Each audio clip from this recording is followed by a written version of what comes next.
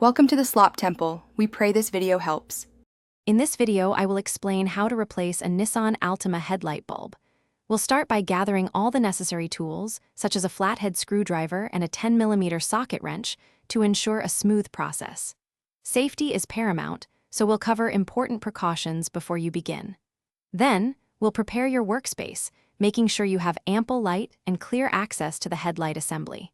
This guide will walk you through each step, making the replacement straightforward and manageable. Now, let's get to accessing that headlight bulb. First, open your vehicle's hood and identify the headlight assembly you'll be working on. You'll then need to remove the two 10mm bolts that secure the top of the headlight unit.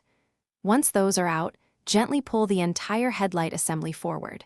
This creates enough room to reach behind it. Finally, carefully disconnect the electrical connector from the back of the bulb you intend to replace.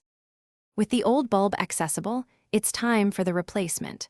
Gently twist the base of the old bulb counterclockwise to unlock it from its housing. Carefully pull the old bulb straight out, making sure not to touch the glass part of the new bulb when you handle it. Insert the new bulb, ensuring it seats correctly into the housing. Then, twist the new bulb clockwise to securely lock it into its proper position. Almost done. Now, reconnect the electrical connector to your brand new headlight bulb. Before fully reassembling, turn on your vehicle's headlights to confirm the new bulb is working correctly. Once confirmed, carefully slide the entire headlight assembly back into its original mounting position. Finally, reinstall the two 10mm bolts you removed earlier, securing the headlight firmly in place. Close the hood, and you're all set. Thanks for watching.